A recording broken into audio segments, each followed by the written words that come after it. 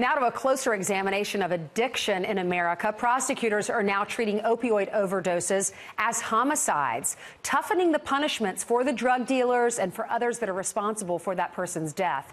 Our next guest made prosecuting drug-related deaths a priority while he was a federal prosecutor. Former U.S. Attorney for Eastern Kentucky, Carrie B. Harvey, joins us now. Thank you for joining us, Carrie.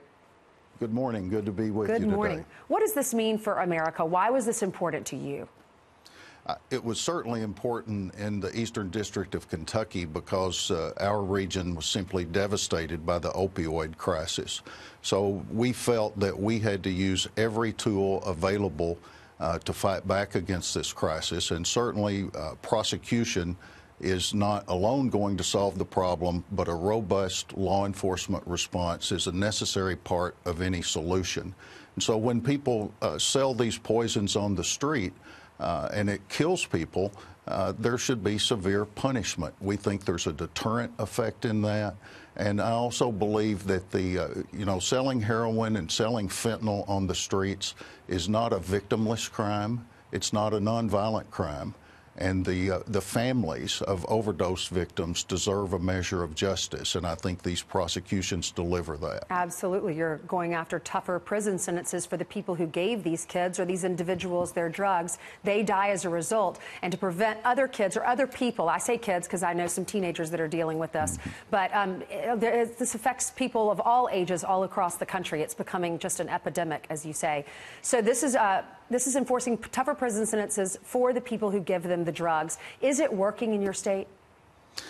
I believe it's working. We had at least anecdotal evidence that when we would initiate and successfully prosecute overdose cases, the people in the community that deals drugs pay attention to that. We would, for example, overhear jail calls of drug dealers who were in jail. Those calls are recorded. And when we would prosecute these cases, it would create quite a buzz. Again, tough prosecution alone will not solve the problem, but a strong law enforcement response is a necessary element along with treatment and prevention. So I think that it's a part of the solution, and the more consistently we approach these cases with using the overdose laws on the books, the greater the deterrent effect we'll achieve. How are most people getting their opioids? It comes in a variety of ways. There are many people who become addicted to opioids actually through legitimate medical prescriptions. And once they're addicted, then they turn to the streets.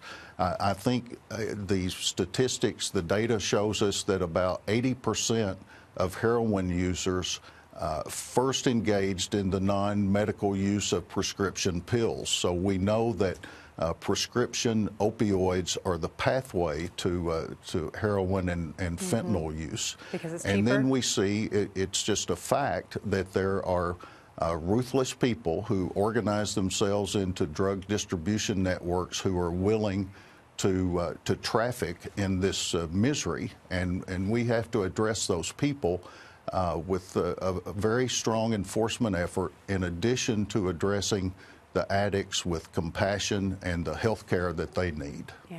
Carrie B. Harvey, thank you for joining us, and thank you for trying to help these families and individuals that are addicted to opioids. We appreciate it. Merry Christmas. Thank you very much. Thank you.